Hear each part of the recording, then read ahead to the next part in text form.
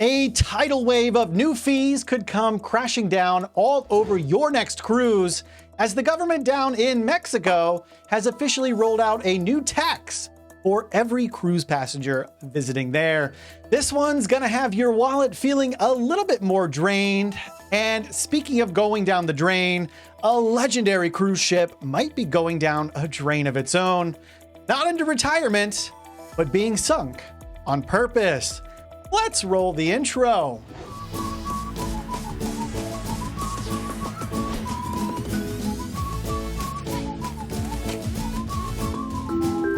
Hey, welcome to the Midships channel. It's your Captain Corey. Thanks so much for stopping by the channel today. Right, first up with the cruise news, let's talk about a newly announced tax for cruise passengers sailing down to Cozumel, Mexico. And Mahahual. If you don't know where Mahahual is, that's Costa Maya, otherwise known as Costa Maybe, because just look at those winds over there. Is that place with the sunken sailboat, which is some foreshadowing for later. And I won't beat around the bush here. Mexico is going to be charging you $5 a person more every time you go there next year. But why? Well, down in Mexico, a certain señorita who goes by the title of governor, Mara Lezama, has been scheming up a way to raise a little bit more money. And guess who she's coming after? She's coming after you, and she's coming after your friends. Well, as long as those friends love to cruise.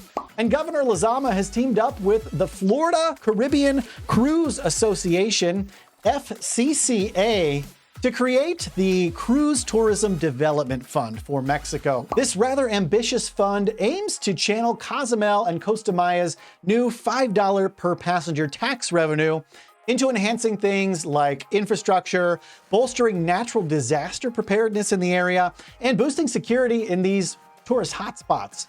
The initiative promises a brighter future for the local communities, all thanks to the anticipated influx of roughly 400,000 additional cruise lovers expected to grace Cozumel next year alone. So a lot of that feels pretty good on the surface. I know I want my neighbors to the south to feel safe when it comes to natural disasters. I want my friends and family and subscribers who cruise to Mexico to have all the security they need to be safe and enjoy their vacation. But when government's involved, it always seems like there's something more, something lurking beneath the surface. And I'll tell you exactly what's lurking down there. Some monsters. As soon as I remind you that if you love to cruise and you're thinking about booking another one, I'd love to help you do that, along with my exclusive travel partner, Travel with Brigetta. They're the travel agent to the stars here on YouTube, because many of the largest channels, names that you would know, also use Travel with Brigetta to book themselves and their subscribers for their travel needs. And I'd love for them to have the opportunity to help you out as well. And remember, just let them know Midships sent you, and you'll financially support me just by booking a cruise, which, let's be real, you're going to be doing that anyways. There's a link in the description down below if you want to reach out. All right, I promised you that there's some things lurking beneath the surface down in Mexico with this new cruise fee, and it's time to talk about those.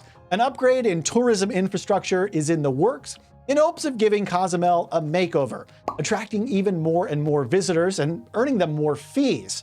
Right now, Cozumel is broken up into sort of three cruise port areas, a new, a not really new, and a really old port area.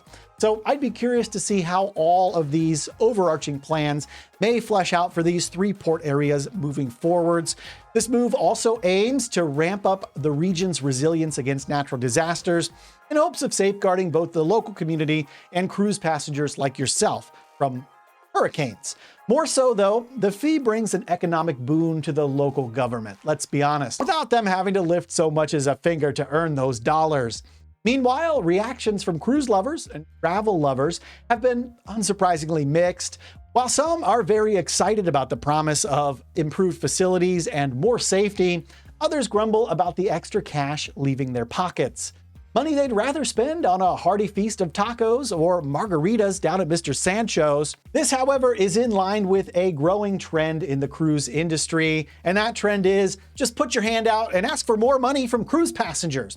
It seems like every couple of weeks now, I'm announcing another one of these junk fee increases, but I hope you don't let this new fee rain on your taco parade down in Mexico next time you visit. But seriously, if you know where there's a taco parade, call me.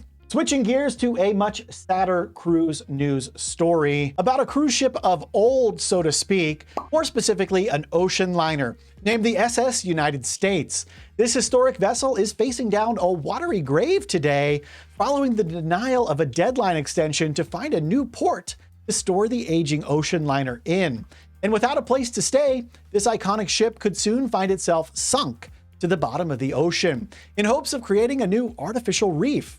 The ship is set to leave its Philadelphia, Pennsylvania-based dock in the coming weeks, as it's not allowed to stay there anymore, potentially heading down to the sunnier shores of Okaloosa County, Florida, before she is unceremoniously sunk off the coast. Okaloosa County, Florida is up in the Panhandle. You might know it by its more vacation-y sounding name, Destin. And if a deal goes through in the coming days between the county and the current ownership of SS United States, that's likely exactly what is going to happen to this vessel. The monumental move could see the United States exchange for what some say is a new lease on life, preserving its legacy for future generations underwater. But if you ask me, a ship that isn't floating isn't much of a ship at all. This one's got me feeling a little sad, y'all. I have nothing to do with this ship, the SS United States. I have no memories on the ship or about the ship.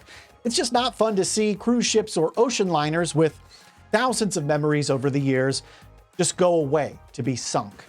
Artificial reefs like the one proposed for the SS United States bring both ecological and economic riches along with them.